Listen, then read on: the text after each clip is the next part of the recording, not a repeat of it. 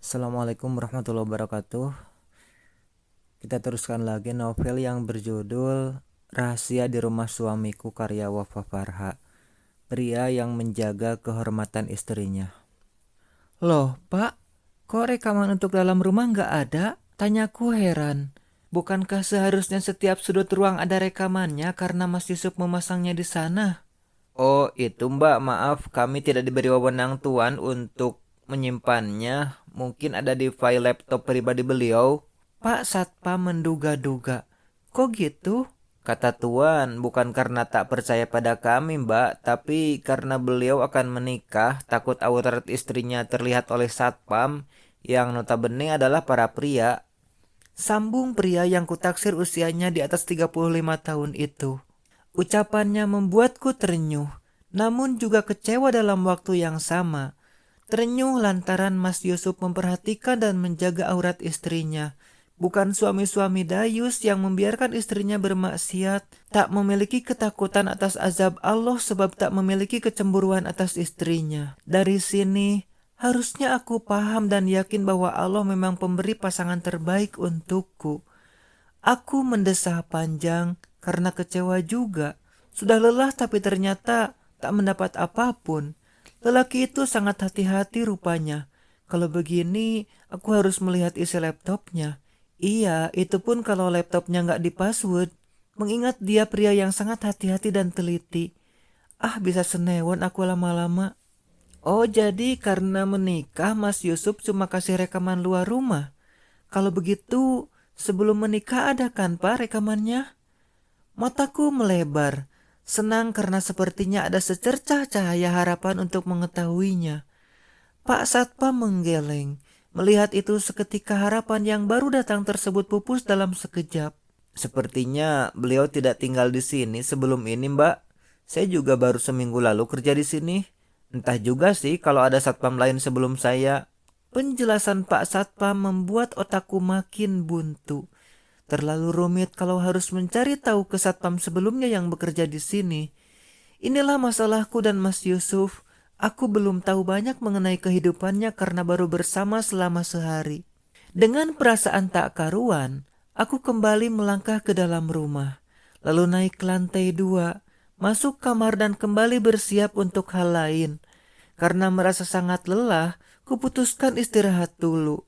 Dengan duduk di sisi ranjang, melihat ke arah jendela yang terang. Pencahayaan di sini cukup untuk melihat secara jelas sekeliling. Beda sekali dengan kondisi di sekitar koridor, bahkan tak ada ventilasi. Rasanya menakutkan, pengap karena kedap udara sebagai penghantar suara. Apa di dalam bilik juga segelap itu? Kalau begitu, bukan manusia yang disimpan Mas Yusuf di sana. Karena tak ada manusia yang bisa hidup tanpa pencahayaan dan udara yang cukup. Syukurlah kalau begitu. Tak berapa lama, terdengar suara bel berbunyi. Aku pun segera keluar untuk melihat siapa yang datang. Namun, baru akan turun tangga, Bibi sudah membuka pintu itu. Tampak seorang pria seumuran Mas Yusuf yang memakai kaos dibalut jas. Penampilan yang memberi kesan santai pada pemiliknya. Lalu ada tas ditenteng seperti orang yang bekerja di kantor dan kacamata yang melekat menutupi kedua mata. Siapa dia? Bibi dan pria itu tampak tengah berbincang, entah apa yang mereka obrolkan. Aku pun berjalan lebih cepat. Semakin dekat, aku bisa melihat bungkus kecil yang dipegang pria itu, seperti kemasan dari sebuah toko. Bibi, yang menyadari kedatanganku, undur diri dan kembali ke dapur. Selamat pagi, sapa pria itu. Aku hanya mengangguk menanggapi. Love Sincarelli. Ucapnya kemudian. Mataku sedikit melebar mendengar ucapan love. Sincarelli, apa maksudnya? Apa dia sedang menyatakan cinta padaku? Oh, maaf, saya sudah punya suami. Ah? Dua alis pria itu terangkat. Namun ia kembali mengucapnya dengan satu jari telunjuk mengarah ke atas. Sama seperti ketika kami mengisyaratkan kalimat tauhid. Lover Sincarelli. Aku menggeleng, tak memahami maksudnya. Oh begitu. Tapi Bapak Yusuf di rumah atau... Oh iya, Itu suami saya. Apa Bapak mencarinya? Secara teknis iya. Saya sudah bilang akan ke sini. Oh, beliaunya sedang bekerja. Oh, mulutnya membulat. Sebentar. Pria itu pun membuka tasnya seperti mencari sesuatu. Rupanya ponsel. Ia lalu menggeser layar. Oh, shit. Kenapa dia tak mengatakannya sejak awal? Aku sampai menunda pertemuan dengan pasien. Ah, salahku juga mematikan dering. Ucap pria itu refleks. Pasien? Apa dia seorang dokter? Tapi kenapa mencari Mas Yusuf? Aku lalu ingat sesuatu. Oh ya, tadi dia sedang bicara dengan seorang di telepon dan membahas soal obat. Apa dia dokternya? Ya, aku yang merasa kurang jelas pada ucapannya pun bertanya. Oh, tak apa. Pria itu tampak serba salah hingga membuat mataku menyipit. Kalau begitu, saya permisi dulu. Ucapnya sambil melihat ke arah lantai 2 di belakangku. Ada apa? Penasaran atas apa yang kupikirkan, aku pun menanyakannya. Apa dokter biasa ke sini dan memeriksa seseorang? Ah, dokter itu terhenyak, lalu menggeleng. Maaf, saya pergi dulu. Aneh sekali sikapnya. Apa tujuannya kemari? Sekarang malah pergi begitu saja tanpa bicara atau menitip pesan buat Mas Yusuf padaku. Aku mengendikkan bahu sambil mencebik. Tanganku bergerak meraih pintu dan akan menutupnya. Namun di saat yang sama gagal fokus terhadap sebuah benda tergeletak di lantai. Bukannya ini bungkusan yang dibawa orang tadi. Kupungut benda yang memiliki logo kesehatan di samping nama tokonya. Jangan-jangan barang penting. Merasa ini bukan milikku, aku pun berusaha memanggil tamu tadi. Tapi orang itu sudah menghilang, hanya tampak mobilnya yang sudah berjalan menjauh keluar pekarangan rumah. Aku menghela panjang, ceroboh sekali. Kuamati bungkusan kecil di tangan, tampak nama sebuah apotik di sana. Ternyata bukan sembarang toko, pantas ada logo kesehatannya. Berarti ini memang obat yang mereka bicarakan di telepon tadi. Penasaran, aku pun membuka dan melihatnya. Sebuah merek obat yang tak pernah kulihat sebelumnya. Kutajamkan penglihatan untuk memindai lebih detail kemasan obat tersebut. Mengandung aliestrenol sebanyak 5 miligram. Obat apa ini sih? Obat stres. Obat untuk binatang piaraan yang nyakar Mas Yusuf supaya jinak. Tak kehabisan akal aku pun merogoh ponsel dalam saku sambil berjalan ke dalam. Lalu mencari tempat yang nyaman untuk duduk, yaitu sofa ruang tamu. Kuketik kata alias trenol dalam pencarian Google. Mataku menyipit kala membaca deretan kalimat yang muncul di salah satu situs. Penguat kandungan yang berguna mencegah kelahiran prematur dengan cara menguatkan hormon plasenta pada kandungan. Obat penguat kandungan. Hatiku seketika merasa nyeri, sakit, mata seketika mengembun seiring sesak yang kurasa dalam dada. Suamiku sudah memiliki wanita lain yang dihamili. Apakah itu istri pertamanya? Dan aku hanya yang kedua yang dimanfaatkan. Itu kenapa dia tak mau menyentuhku? Jahat kamu, Mas Yusuf. Ini terlalu menyesakkan. Wanita mana yang rela diduakan? Belum lagi jika caranya salah dan menzolimi wanita itu sendiri. Kalau dia tak mencintaiku dan mencintai wanita lain, yang bahkan mereka sudah punya anak, kenapa dia melamarku? Enggak, Mas. Mungkin kamu membutuhkan wanita kuat dan soleha untuk bisa menerima keadaanmu yang sudah menyembunyikan wanita lain yang kamu hamili. Tapi bukan aku orangnya. Aku menyerah jika ini menyangkut pengkhianatan. Aku memang masih kuat kamu tolak. Kamu acuhkan dan menahan sikap dingin Mas Yusuf. Bahkan jika dia belum siap menerimaku sebagai istrinya, aku akan menunggu. Kutatap kaca tembus pandang yang menampakkan asrinya taman halaman luas rumah kami dengan pandangan berkabut karena air mata memenuhi pelupuk mata. Menatap rama-rama yang terbang bebas di antara bunga-bunga. Rasanya aku ingin kabur saja sekarang, bebas seperti mereka. Melepaskan semua rasa sakit, cemburu dan banyaknya prasangka yang akan membunuhku. Setelah pergi aku yakin bisa move on. Lagi pula cintaku belum begitu dalam pada Mas Yusuf. Namun, kala ingat seruan syariat untuk para istri, Bagaimana larangan keluar rumah tanpa izin suami, apalagi kabur? Aku pun mengurungkan niat itu. Terlalu besar dosa yang kutanggung. Lagi pula, bagaimana pula reaksi keluargaku, terutama mama dan papa? Bismillah, aku bertahan karena Engkau ya Allah. Bahkan Sayyidah Asia bertahan di sisi Fir'aun meski sang suami menyiksanya.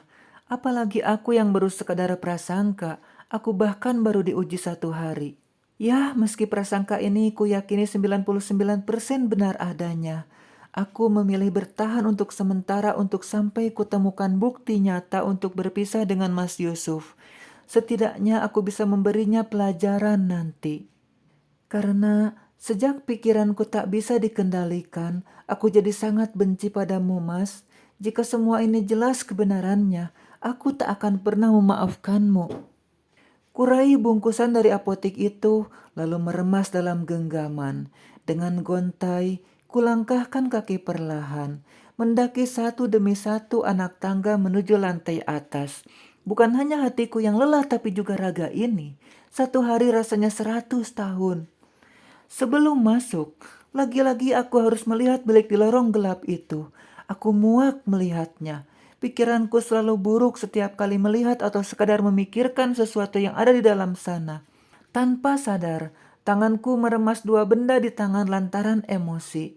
Kalau saja aku memiliki kekuatan, pasti benda-benda ini akan hancur karena kemarahanku. Setelah menutup pintu, aku pun merebahkan diri dengan nyaman di atas ranjang king size kamar kami. Benda yang menjadi saksi bisu penolakan Mas Yusuf dan perginya dia dari kamar pengantin di malam pertama. Kugeser layar ponsel di tangan sambil tidur dengan posisi miring, sambil sesekali mengelap air mata yang sudah membasahi pipi. Kuketik pesan untuk Mbak Indah agar membatalkan kedatangannya kemari. Aku tak bisa menghadapinya sekarang, karena sendiri adalah satu-satunya yang kuingini kini. Maaf Mbak, aku batalin ya, soalnya aku lagi gak enak badan, lagi pengen sendiri juga nih. Sen, pesan telah terkirim, bahkan tak berapa lama centang 2 berwarna biru. Tampak di layar atas di bawah nama Mbak Indah, sebuah kalimat, Mbak Indah is tipping. Wanita itu langsung membalas rupanya. Kamu nggak apa-apa nak? Wah kebetulan juga nih Mas Jidan datang. Kamu jangan lupa istirahat ya. Balasnya. Kuketik lagi pesan balasan. Iya mbak, makasih jangan bilang-bilang yang lain aku sakit ya. Aku cuma mau istirahat. Akhirnya ponsel kumatikan dengan tangis yang lebih deras. Aku sampai terisak membayangkan banyak hal dalam kepala. Dan harus terus berpura-pura tegar agar keluargaku tak curiga. Entah apa jadinya nanti saat semua rahasia terkuak dan aku melaporkan pada papa. Aku jamin bisnis Mas Yusuf akan goncang. Papa itu, meski tampak tenang berwibawa, dia tipe orang yang tak rela keluarganya disakiti. Pria itu akan melakukan apa saja agar mereka yang menyakiti kami mendapat balasan setimpal atas kesalahannya. Kamu mencari musuh yang salah, Mas. Ucapku disela tangis dan suara serak. Kupukul ranjang dan bantal berkali-kali untuk meluapkan kekesalanku. Bahkan meraung-raung dengan menenggelamkan kepala ke bantal. Ya Rob, hatiku belum pernah sesakit ini sebelumnya. Bayangan bagaimana saat kali pertama melihat Mas Yusuf membuat hatiku semakin sakit. Setiap kali senyumnya memenuhi pikiran, yang ada hanya nyeri. Belum lagi bayangan saat Mbak Indah dan Mama menggoda, kala lamaran datang dan hari pernikahan kami akhirnya ditentukan. Kebahagiaan itu palsu, semuanya palsu. Mataku mengerjap kala mendengar kumandang azan, zuhurkah? Kupegangi kepala yang sedikit berat dan wajah yang terasa kaku. Ini pasti karena efek menangis tadi. Setidaknya hati lebih lega sekarang setelah menangis sejadi-jadinya. Aku mendesah, rupanya aku tertidur setelah kelelahan menangis. Padahal sebelumnya aku tak pernah tidur pagi-pagi begini, kecuali saat sakit. Tapi kenapa tidurku lama sekali? Kuraih ponsel, tampak waktu menunjukkan pukul 12.30. Aku pun bangkit, berniat mengenyampingkan masalah yang menimpa dan melakukan kewajibanku sebagai seorang muslimah. Saat aku masuk kamar mandi, suara dari ketukan pintu membuatku menoleh. Siapa itu? Mas Yusuf. Dia akan kerja. Bibi. Ah, dia juga tak boleh naik ke lantai 2, bukan? Aku mendesah sebentar, lalu berjalan ke sana. Tak peduli jika penampilanku sangat buruk setelah menangis tadi. Begitu kubuka pintu, Bibi sudah berdiri di depanku. Bibi, kok? Maaf, Non. Tadi Tuan bilang saya suruh ngantar makan siang buat Non. Ucap wanita parubaya itu. Tuan. Mataku melebar. Dia kan kerja. Iya. Loh, apa Tuan pulang? Iya, Non. Apa Non tidak bertemu? Tadi Tuan naik ke lantai 2 setelah tanya mengenai kedatangan keluarga Non Hana. Hah? Udah lama, Bi? Kok aku nggak merasa sama sekali?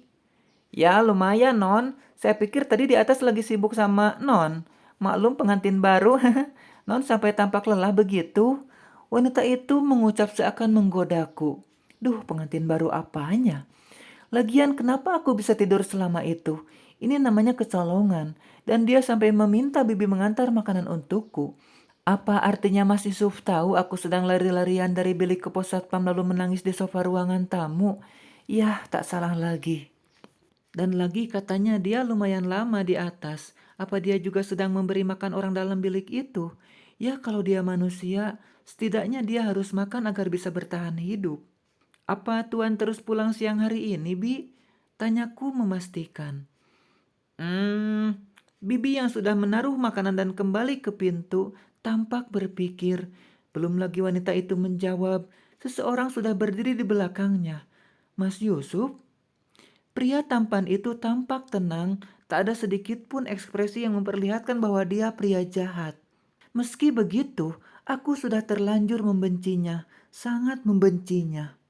Bibi yang menyadari kehadiran suamiku itu langsung menarik tubuhnya, sementara aku melengos, menunjukkan bahwa aku tak senang melihatnya. Bi, tolong tinggalkan kami. Ya Tuan. Wanita itu pun menjauh. Aku menghela. Dia pasti sudah tahu semua yang kulakukan sejak pagi.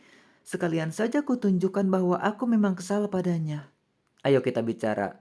Aku akan menceritakan semuanya. Ucap lelaki itu. Sontak saja aku yang melihat ke arah lain menatapnya, hingga ku dapati Mas Yusuf menatap tajam ke arahku. Dia sangat serius mengatakannya, bahkan memakai aku dan padamu, bukan Mas dan Dik. Apa dia benar-benar akan menceritakan semuanya? Ini kesempatanku mencecar sampai habis semua yang ingin aku tahu.